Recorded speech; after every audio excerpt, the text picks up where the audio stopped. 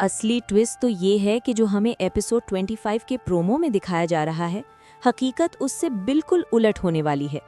आप सबको लग रहा है कि आयमा की वजह से अम्मी का नर्वस ब्रेकडाउन हुआ और अब वो हॉस्पिटल में जिंदगी और मौत के दरमियान है। लेकिन अगर आपने गौर किया हो तो वकार के चेहरे पर वो बेचैनी और शर्मिंदगी नजर ही नहीं आती जो इस सिचुएशन में होनी चाहिए थी। यहाँ से ही एक नया शक पैदा होता है, क्या सच में सब कुछ इतना सिंपल है जितना हमें दिखाया जा रहा है? यहाँ सबसे बड़ी बात यह है कि वकार और आयमा का रिश्ता सिर्फ एक मिसअंडरस्टैंडिंग नहीं लगता, बल्कि एक प्लान्ड गेम नजर आता है। ऐसा लगता है जैसे वकार ने जानबूझकर ऐसी सिचुएशंस क्रिएट की हैं जहां रोशनी इमोशनली टूट जाए और अपना हक खुद ही छोड़ दे। शिफ्ट तो होना ही है इस घर में, ये सिर्फ एक डायलॉग नहीं बल्कि एक वार्निंग है।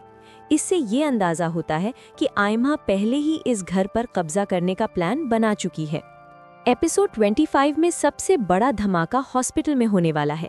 जब रोशनी अपनी अम्मी के पास रो रही होगी, तब एक ऐसी मेडिकल रिपोर्ट सामने आएगी जो पूरी कहानी का रुख बदल देगी।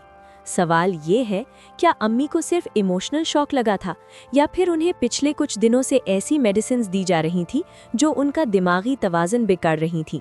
यहाँ एक स्ट्रॉन्ग पॉसिबिलिटी ये है कि आयमा ने अम्मी की दवाओं के साथ छेड़छाड़ की हो और ये सच रोशनी को किसी नर्स या डॉक्टर के जरिए पता चले। अब बात करते हैं उन किरदारों की जो अभी तक बैकग्राउंड में हैं, फहीमा और असलम।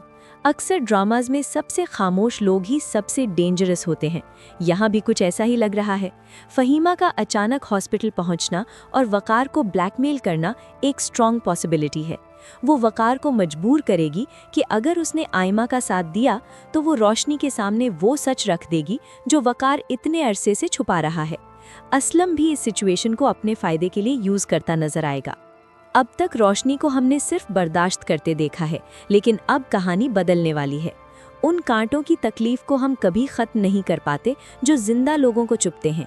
ये सिर्फ एक डायलॉग नहीं बल्कि रोशनी के कैरेक्टर का टर्निंग पॉइंट है। अब वो सिर्फ आंसू बहाने वाली नहीं बल्कि फैसला करने वाली है। एपिसोड के एंड में सबसे बड़ा सरप्राइज ये हो सकता है कि रोशनी वकार के सामने खड़ी होकर उससे डिवोर्स डिमांड करे या फिर एक ऐसी शर्त रखे जो उसके होश उड़ा दे। सबसे पावरफुल मूव ये होगा कि रोशनी खुद आयमा को घर में आने दे, लेकिन प्रॉपर्टी और अम्मी की लीगल गार्जियनशिप अपने कंट्रोल में रख ले। यहाँ से गेम कंप्लीटली रिवर्स हो जाएगी। सोचिए, जब आयमा को पता चलेगा कि जिस घर के लिए उसने इतनी बड़ी चाल चली वो घर अब इसके कंट्रोल में नहीं, तो उसका रिएक्शन क्या होगा?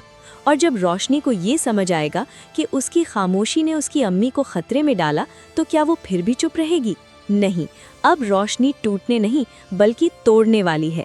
वकार की उल्टी गिनती शुरू हो चुकी है और असली नर्वस ब्रेकडाउन अब आयमा का होने वाला है।